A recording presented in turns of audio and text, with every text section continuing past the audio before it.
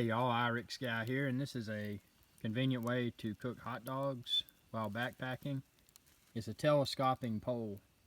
Kind of looks like a golf club, and you can just hold your hot dogs over the fire, and you can rotate them so you don't get them too done.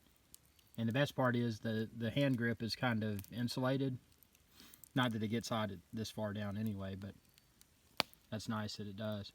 Check the link within this video's description. You can find where to order this this device online. Hey y'all, Irix Guy here. If you enjoyed this video, please be sure to subscribe, like, and share. It's viewers like you that enable my channel to continue to grow. Thank you.